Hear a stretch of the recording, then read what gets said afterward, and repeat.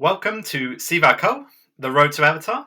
My name is Shaun Alexander, and I will be your guide to the world of Pandora and beyond. And today I have a very special guest with me, and we're going to be talking about a very special topic. Special guest, would you like to introduce yourself? Hello. Thank you for having me, Shaun. It's an absolute pleasure. I'm Alex. Um, I am a podcaster, and I don't know how much I could say that I'm a writer. I write things here and there, but I host a couple of podcasts, including Jumpcast for Jump Cut Online, and also the Annapurnaverse as well. All incredible podcasts, I must add. Oh, thank you. And we are going to talk about a very fun topic today, which is, well, the reason this whole podcast got started, which is that the Way of Water trailer has been released. Yeah. Applause, cheering. The crowd has gone wild. And, well, actually, the crowds did go wild, which is quite fun. But before that, I'm going to ask you a couple just loose Avatar questions. So, Okay. the first of which is, when did you first see the film? Right, okay. So, I remember back in it came out in like 2009, right? Correct. Which I would have been 12. And That's I remember not knowing that it even existed. But my dad obviously had prior knowledge of James Cameron and knew what kind of a filmmaker he was, and he was like, "Alex, we need to go and watch this film made by James Cameron." And I was like, "Cool, blue people, aliens, like, yeah, let's do it." And I remember going, because there's where I live, there at that time there was two big cinemas, and I remember going to the cinema that me and my dad would usually go to, and it was sold out. Now, just for a bit of context, I work at that cinema now, and it never sells out, even the big films. So that was like a pretty big deal. So we had to go to the other cinema, and I remember we we weren't originally going to watch it in 3D, but the only showing that was on at the other cinema was a 3D showing, and it was so busy we had to sit like 2 rows from the front. So we were like looking up the entire time. But I remember just being like absolutely mesmerized by all of it. I'm not gonna lie, 12-year-old me didn't really understand the deeper meanings and themes of the film.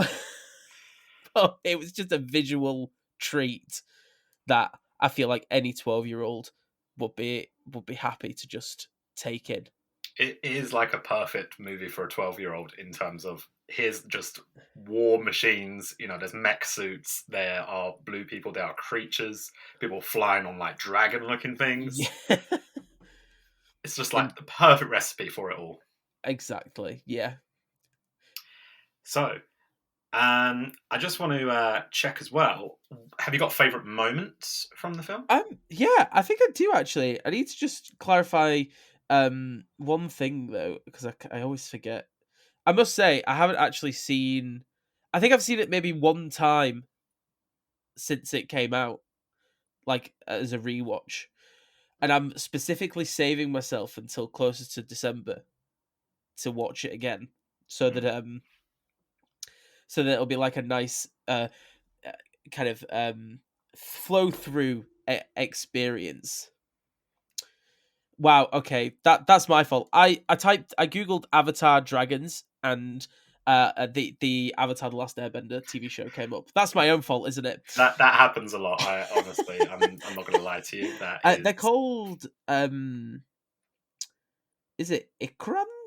Ikrans? yes, yes, Yes. or So banshees. oh, Banshees, yeah. So it's that moment where Jake first or he has to try and prove, he has to gain the trust back, doesn't he, because he's revealed that he was a spy for the military. um and to try and gain the trust of the Navi back, he connects with the Ikran, and flies it for the first time around the floating islands. I just absolutely love that moment. I feel like there's only one other moment that I can think of in a different film that really evokes that same feeling, and that's probably when Hiccup rides Toothless for the first time in How to Train Your Dragon. Yeah, I think there's a lot of similarities in between those two, actually, in a way, in terms Yeah. of like that connection. Okay, and for one final question, Alex, I wanted to ask you, what's your excitement level for Way of Water? Well, I won't lie, it was more or less non-existent because I was in that mind frame of I think quite a few people of the kind of, oh, it's been 12 years, who really cares anymore? And then what we're going to be talking about today happened, and let's just say I cannot wait. I cannot wait at all. Well, I feel like that's the perfect time just to start. Let's dive into it. Yeah. Exactly. And So literally dive into it. let's dive into it because, well, as the title says, The Way of Water. This is a very heavily water-based trailer. I will drop a quick stat for you, which is, been reported by a lot of people, which is that in the first 24 hours, the film got 148.6 million views. Holy cow. Which Yep. sounds like a lot. I haven't compared it to the likes of Avengers and Star Wars, but 148 is not a That's pretty no. hefty, that, yeah. And for something that's obviously had a long wait to it. 13 years is a long distance between. Exactly, yeah. We're in legacy sequel territory now. Yeah, that's very true. Yeah. And I also want to point out that it actually started off playing exclusively in cinemas first, which It I haven't seen done did. in so long. Yeah, well, that is so interesting, isn't it? Well, because it obviously played before Doctor Strange, right? The Disney monopoly in play there. Uh and I watched Doctor Strange at a staff showing, and I was like, oh god damn it, we're not gonna be able to watch the Avatar trailer. I'm gonna have to come and watch Doctor Strange again to be able to watch it. But then my manager had scheduled to play the trailer before the film started. And I was like, yeah, it was a very exciting moment. And yeah, just I think to be able to see it on the big screen for the first time, um, properly at least, was really really quite something. And I think it really exemplifies what James Cameron wants this to be, which is like a big event, like Definitely. event cinema. Yeah, I feel like he is like the master of it in a way. He knows what audiences are looking for when they're going to the cinema. He doesn't disappoint in that sense. Absolutely, yeah. And I feel like a lot of people are now suddenly back on the sort of like, oh, you should never bet against Cameron, because people were saying, this how's this going to make as much, and it probably won't make as much as the first Avatar. That is a lightning in a bottle moment. I mean, He might, he might. I look. I'm not gonna. Oh yeah. Do I think Avatar: The Way of the Water is gonna get up there into the top 10 of all time? Yeah, I do. I Because I feel definitely like think. I feel like it's definitely going to make a billion. Like that's guaranteed. that's what James Cameron does, though, isn't it? Like he just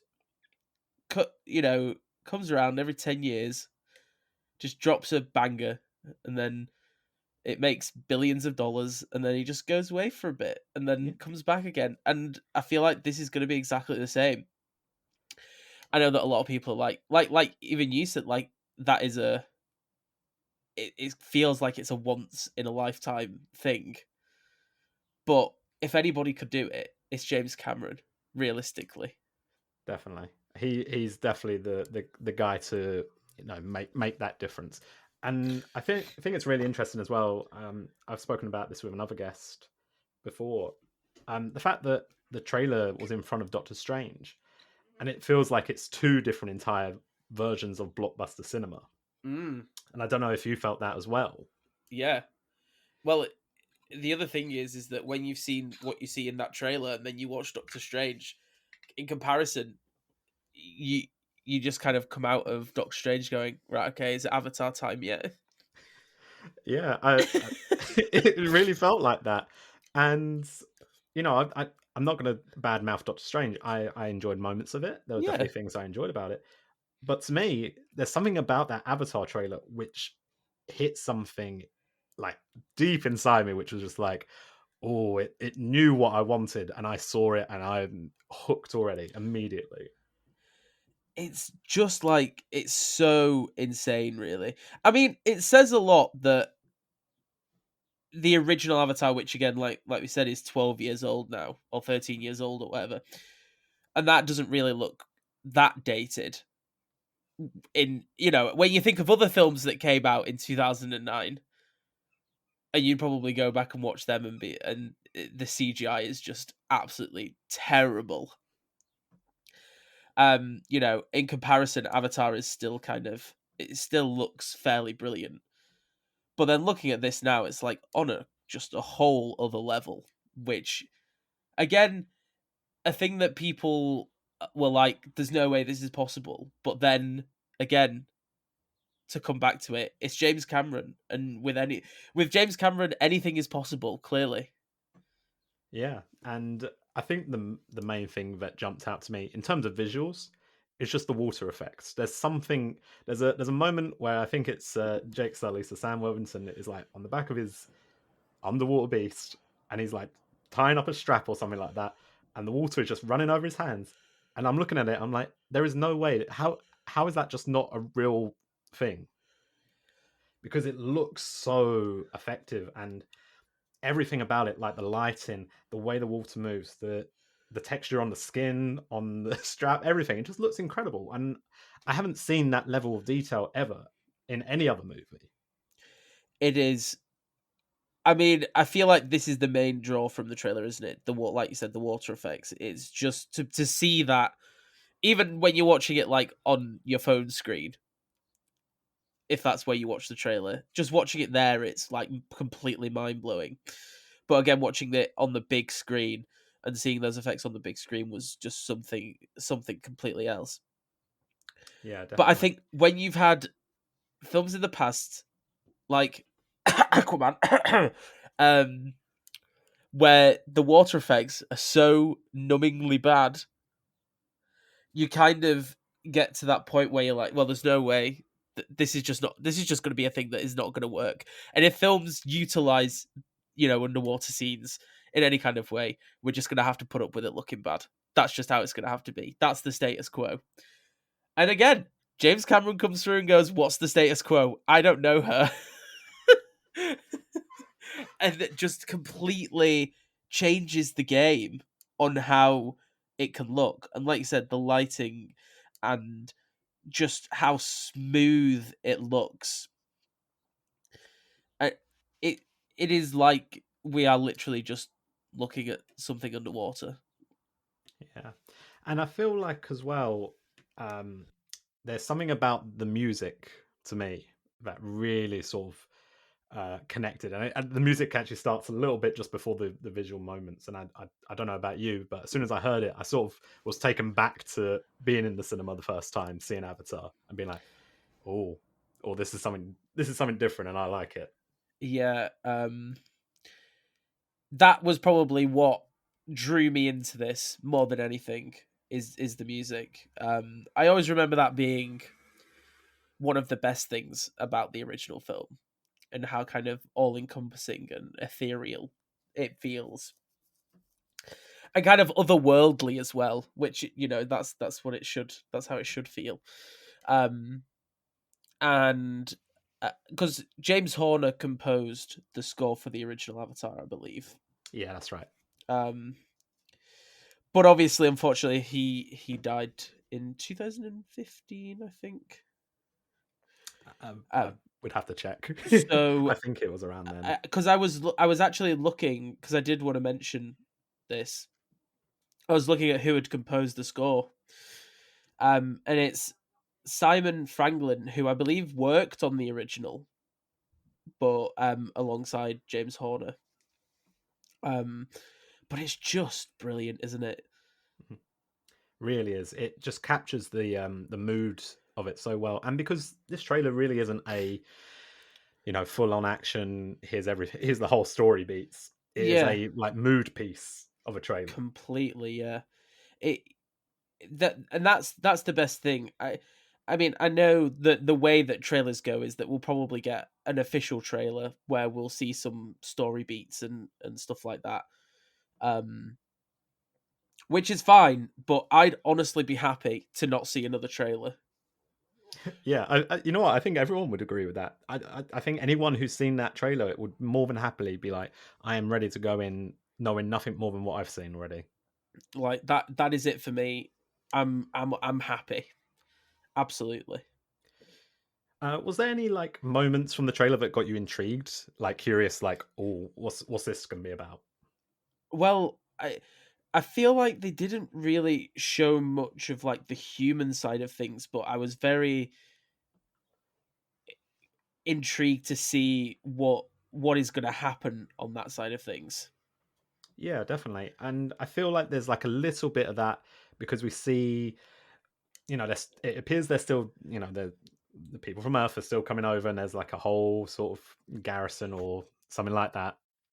And there also seems to be having like Avatar soldiers. So there's like that Yeah. seems to be like an element which they didn't really explore too much in the first one. Jake Sully was kind of the first jarhead who was given an Avatar body. So I'm Yeah. curious if that's definitely something they're going to maybe explore a bit more into that. And that kind of works in terms of James Cameron and his sequels. He loves to just take, a similar idea to the first and Mm. ramping it up. And how do you ramp up Avatar? You give him a threat, which is more avatars. Yeah, completely. And we also get quite a few looks at one human, well, child. I say child; he's like teenager, which I think is like an adopted son for Jake and Neytiri, and that's Jack Champion played. But sorry, no, Jack Champion is the actor. He's Yes. playing that character called Spider, and I'm so intrigued with how he's going to be a part of the Yeah. story. I never really noticed that. I didn't. Well, I kind of. Yeah, that is so interesting, actually. Wow. So to me, it's sort of you get this almost like Tarzan-esque sort of element to it. Then Yeah. kid in the jungle, or a bit of Jungle Book as well. So yeah, kid in the jungle. He's been adopted. He's been looked after, and he's quite primal in a way. There's a shot of him. He's got a bow and arrow. He's like basically like screaming at. Well, we don't see what he's screaming at, but it's sort of cut against those Avatar soldiers. So it makes you sort of think, he's how has he got here? What's the situation that's led to him being in this family? Yeah, very much so. And it'll be interesting to explore the dynamic of that as well. Yeah, yeah, and James Cameron loves allegories. He loves ways of throwing in some you know underlying messages and things like Yeah. that. So maybe there's something in there for or to do with Spider, and I'm super curious to see how he kind of integrates that into it. I actually think that's something I'm most intrigued about now. That's so cool. I like when I'm like hyping you up even more. Like I'm ready for like when we get to December, you're just screaming about it Yeah, I'm just constantly. like Avatar. Yeah. That'd be great. I'll listen to all your podcasts and all of them just you screaming It's just Avatar. Oh, what's your favorite Christmas film? Oh, it's Avatar: The Way of Avatar. Water. I haven't seen it yet, but I'm pretty sure it's my favorite Christmas film. And there's barely any dialogue in this trailer. There's basically one line, and that It's just a is bit at the end, isn't it? Yeah. yeah, and it's Jake saying this family is our fortress, and I think that is going to be such an interesting aspect because obviously he started off the first film, he is the outsider, and he's had to integrate himself into this, and now it's his family, and he is trying to protect it, and I'm really, really like excited to see how that is shown and explored. Well, I think like the underlying point of Avatar really is family and togetherness, and to see that explored, you know, more Yeah, will be very interesting. yeah, and I think it's not just about like it's not always about bloodline family. It is about it, found family and Yeah. Yeah. finding that connection through nature, through love of people or the world and the planet, and wanting to protect it. And I'm sure that's going to be a big thing because James Cameron loves protecting the planet. And do it right.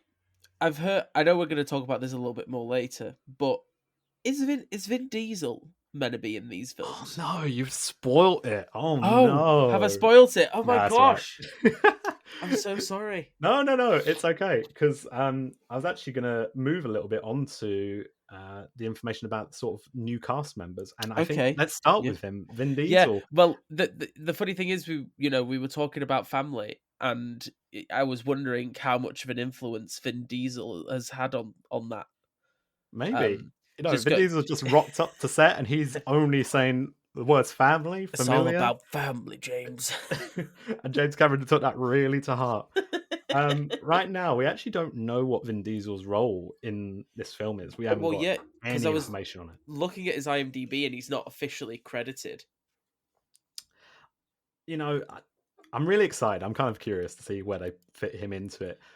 I wonder if it's whether it'll be like, I feel like it'd be too obvious for him to be like another like army guy, jarhead sort of thing.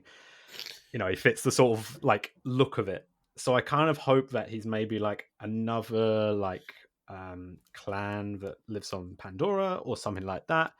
Maybe obviously we've got people who are more based around the water. There's people that are based around the sky and things like that. So Yeah. maybe it's something like we're not getting told the full information on him yet because it's maybe something that's going to be a bit more prominent in the sequels, like further down the line.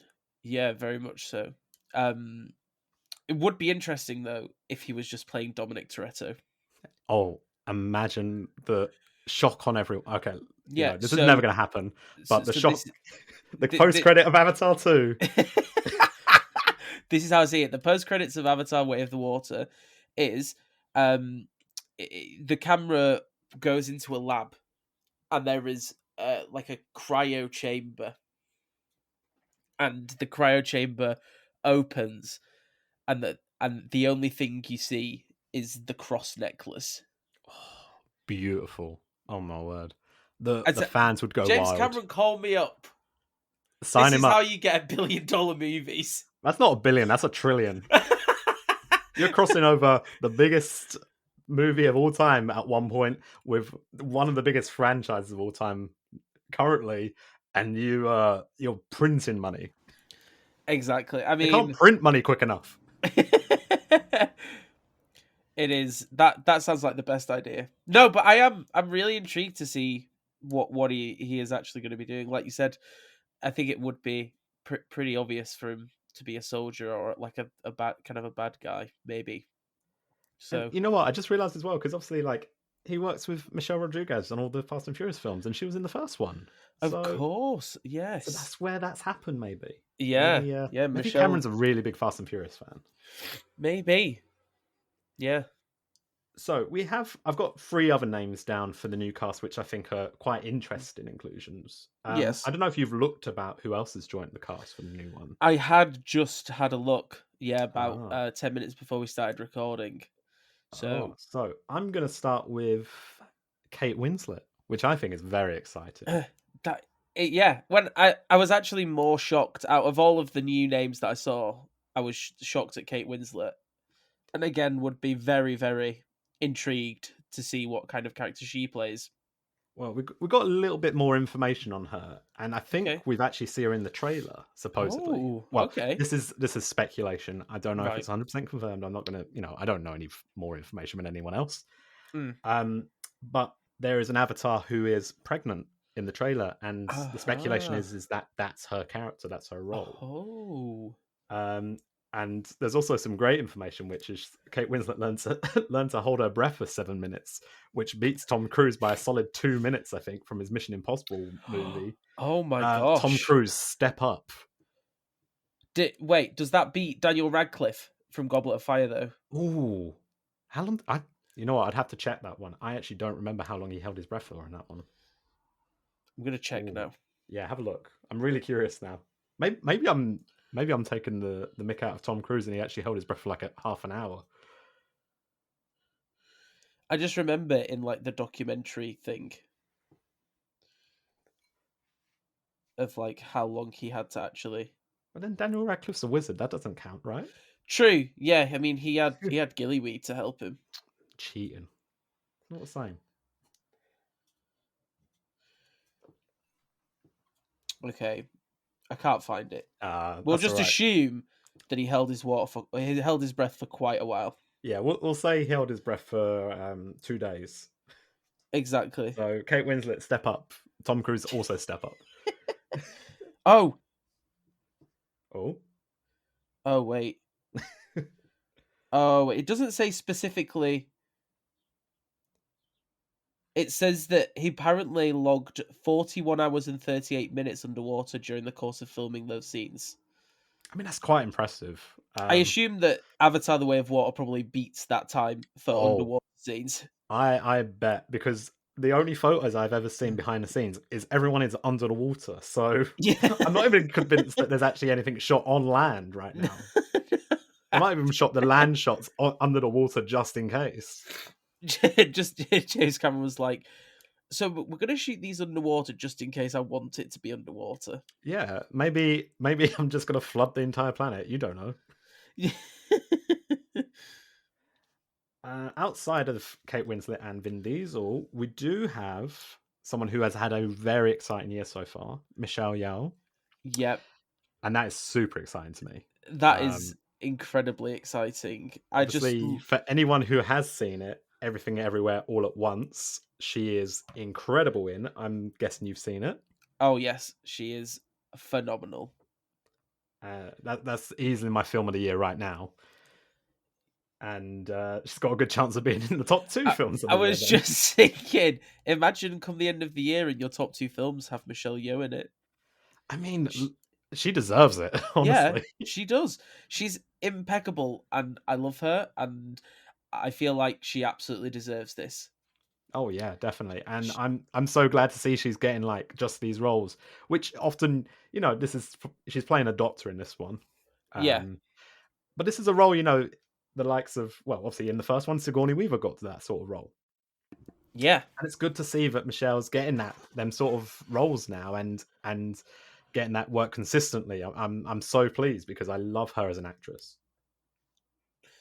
She is just perfect, and I'm sure she is going to be absolutely brilliant in this.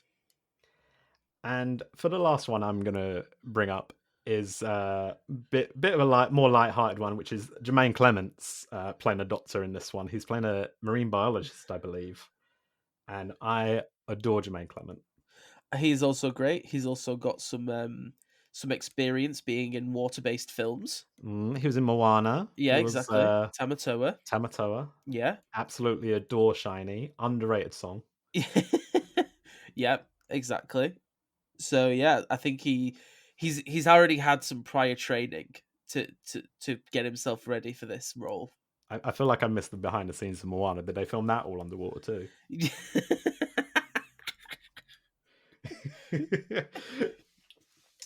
And yeah, like if he's, he might only be in this film for like 5-10 minutes. He might just be playing a little supporting role, gets a few good laughs. If that's the case, I'm more than happy. I mean, yeah, exactly. Any Jermaine Clement in anything is, it's enough. I feel like it's been like the last 5 years, he's just randomly been popping up in movies, and you'd be like, oh, there he is. Good. I like it. Yeah, exactly. Best part of this movie. We do have some returners. Obviously, the likes of Sam Worthington and Zoe Saldana. Yes. But we do have some surprise returners, which are Sigourney Weaver and Stephen Lang. And those Yeah. two are very interesting because spoilers for the first Avatar. I don't know why you listen to Avatar, the podcast, if you you haven't seen Avatar. Yeah. They're both dead. So what's going on there? Do you Yeah. want to have a little speculation? A little well, first of all, this is 2154, right? Well, actually 2164 because this is set 10 years after the first Avatar. Long 10 years. Yeah. So I feel like they probably have the technology to bring people back to life. But also flashbacks are a thing. Flashbacks exist. True. Archive footage. Oh, yeah, I could see a bit of that. I could definitely see some of Grace Sigourney Weaver showing up in like a little video, maybe. Yep, for sure. Yeah, definitely. I don't think they'll be very big roles for sure, but it will definitely be interesting to see them again. Now there is a small speculation. Now Okay. it's very loose. I tell you that now. I don't know if this is anything. I'm not gonna say I know anything. But at the end of Avatar, Grace Sigourney Weaver's character dies, and she's taken up to Aowa, but it doesn't work. She doesn't get to go into her Avatar body. Yep.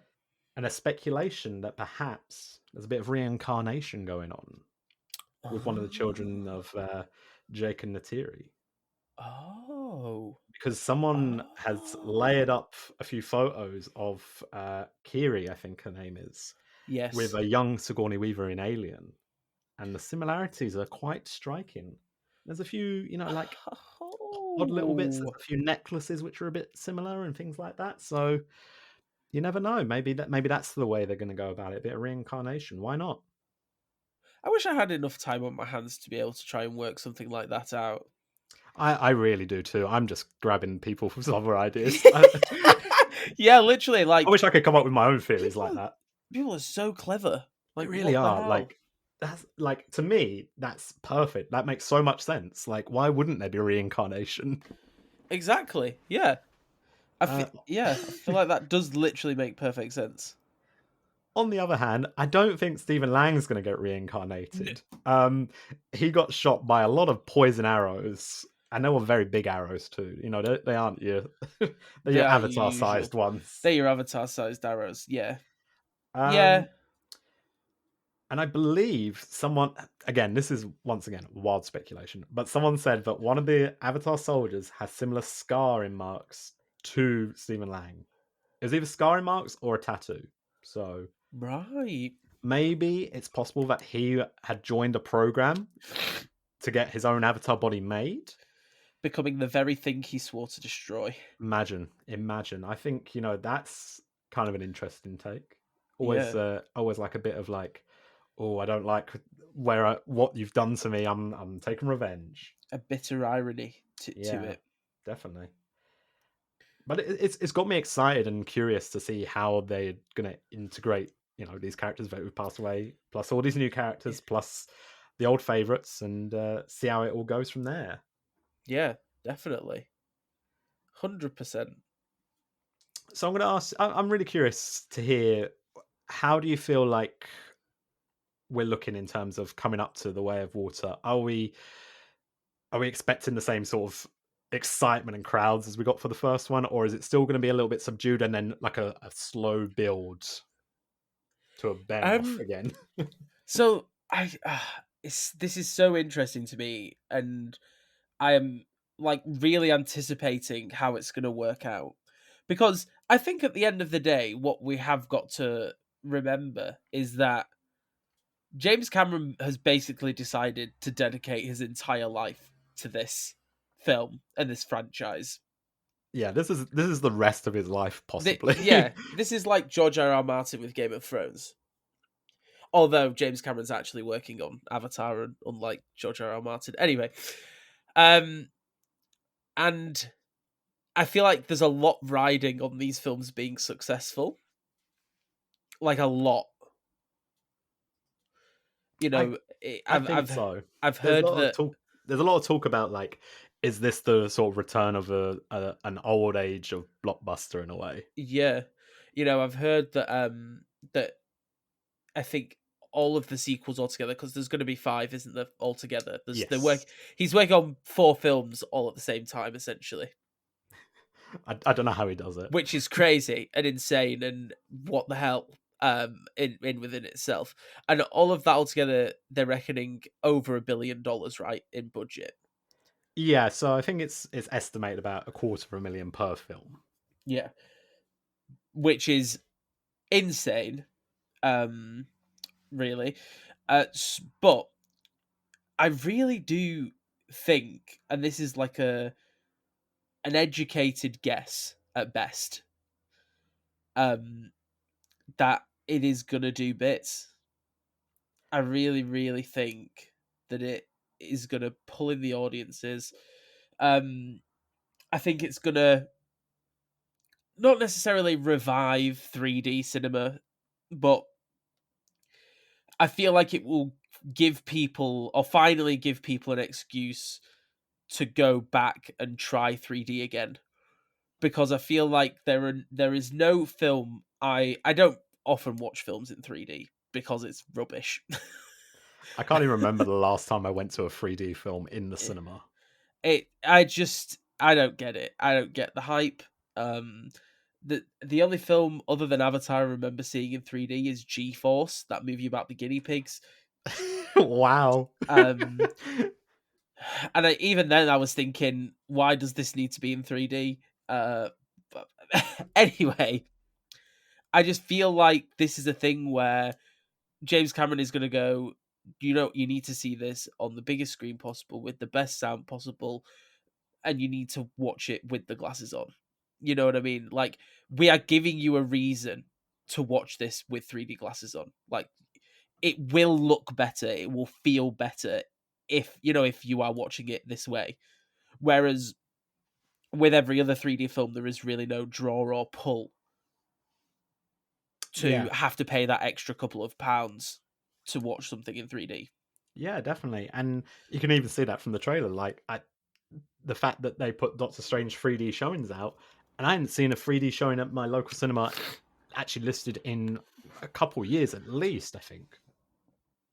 Yeah, completely. Because you really don't see 3D films that much anymore. And yeah, I just feel like Avatar is the perfect film for it to kind of have a slight reintroduction on. Whether that means that we'll only see people wanting to watch 3D films every 2 years at Christmas, who knows? But we'll just have to wait and see come December. But I genuinely, and like I was saying before, I genuinely do believe that it can make as much money as the first Avatar film. I really, really do. Do you think all 4 of the sequels will make over $1 billion? So if we come back to this podcast in 2030, right? So what, 8 years time? Okay. If this podcast is running 8 years time, I will, you know what? We'll schedule it for this. No, well, we'll have to schedule it for after the release of Avatar 5. Yeah. Me and you yeah. will have a sit down. And we'll talk about everything that has happened from in our 3D. nuclear bunkers. The podcast will be in 3D now as well. From our nuclear bunkers with our can of beans. No, so yeah, come 2030, do I possibly think that the top 5 highest grossing films of all time could be all the Avatars? Yeah, probably. I feel like this is the deciding one. If this one hits it big, and I'm honestly, I think it will. It will. Yeah. It's only it's turning itself into what Star Wars wants to be, which is that every 2 years people go, and it's the only thing you can see at the cinema for a solid 3 months. Because it owns every single screen. Every screen. 30 I don't showings a day. I don't want that to be how cinemas are. I want there to be a variety in films. Of course, yeah. But for something like Avatar, if everyone wants to see it, you need to put the screens on. It's supply and demand, Yeah. And as much as I love, my small indie films, if a film like Avatar's out and I have a chance to go to a screening which is either ram-packed full and I have to sit in the front row, or I could go to one a couple of hours later and I can actually get a good seat, I'm going for the good seat. Yeah, literally. I mean, it's interesting, isn't it? Like, how many? I think the trailer, like you said, like 150 million views. If 100 million of those views were all different people, and all of those people go and watch it, that's already $1 billion there, right there. That's crazy to think, isn't it? Yeah. And that's, if they go by themselves. Exactly, yeah. If they don't go by themselves, that's 2. Or, I'm thinking Avatar, big groups. It's kind of a family film almost. Yeah. Yes, that's $4 billion. You know, Do I think it's going to make? No, it's not going to make $4 million. Is it? Is it going to make 2? I think so. yeah. I think it could probably do that You for know what? sure. After its release, let's wait until we're gonna probably have to wait till like January, February time to see if it actually gets to that number. But if we get to around that time and it hits a 2 billion number, I'll get you back on and we'll have a reminisce Well, about how we called it. called it exactly.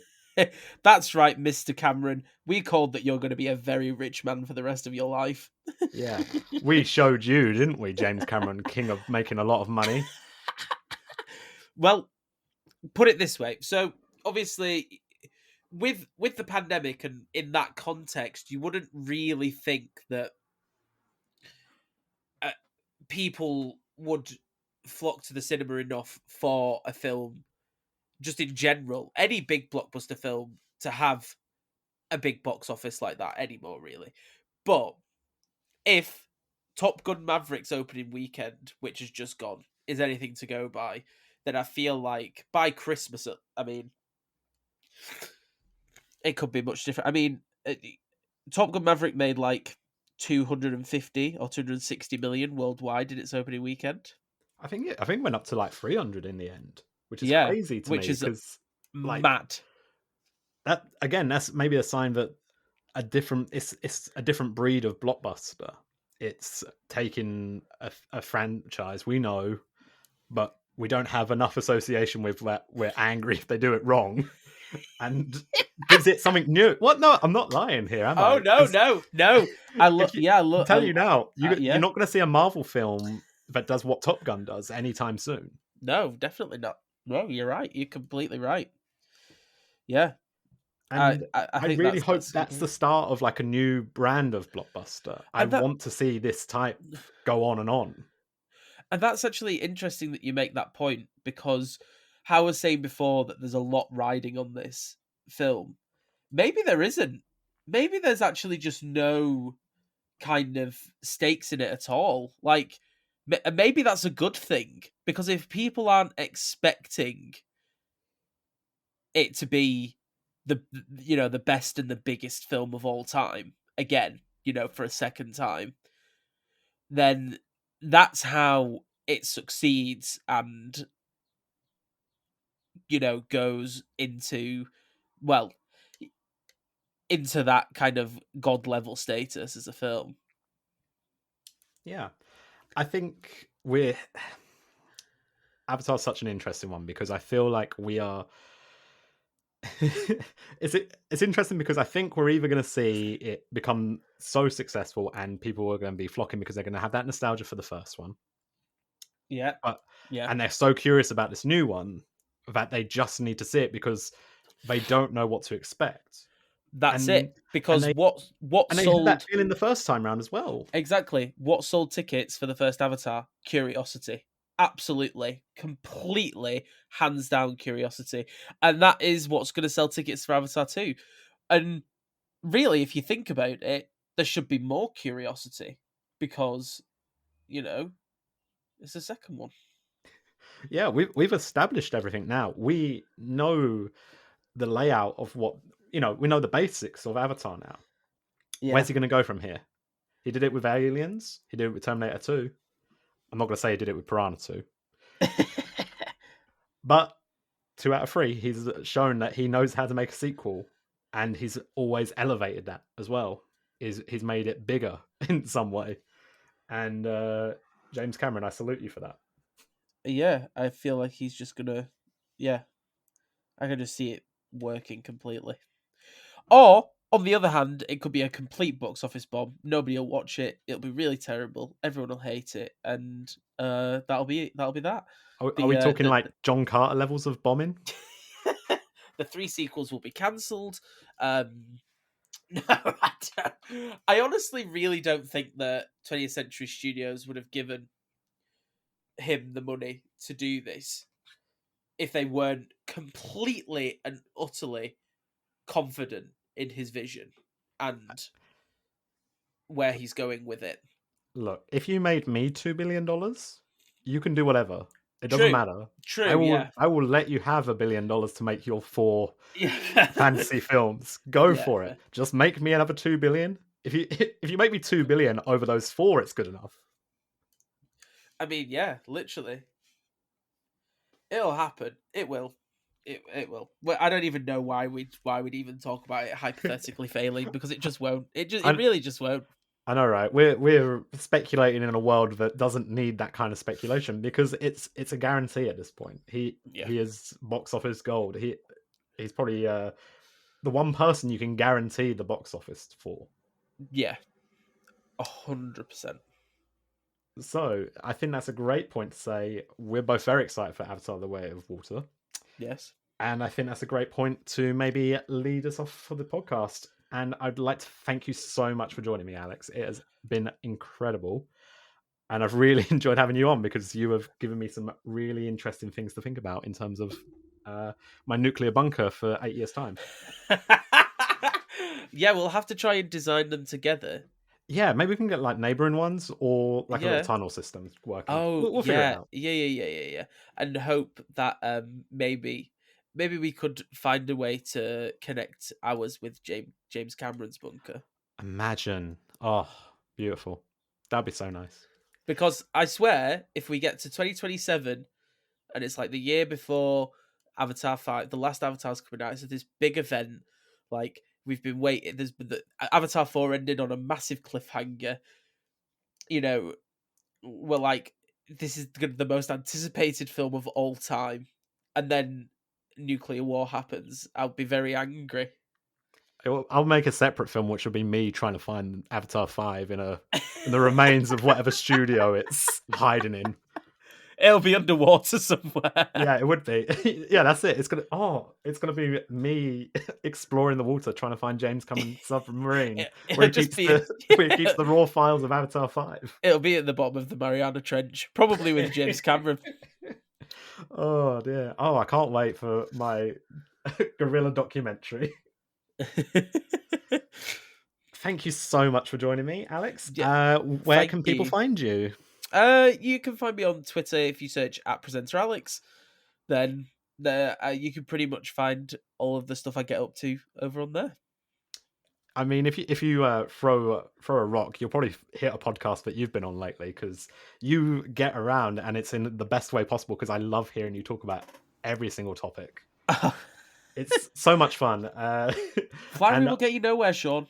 Oh, no, I'm joking. Look, I'm flattering so every much, single honestly. guest that comes on here because I've got a little question to ask you.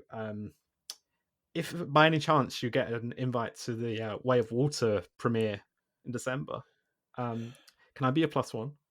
Yes. Sweet, because I'm asking everyone. Every day of the week. I've asked every guest so far, and I will continue to ask every guest until I actually get invited to it.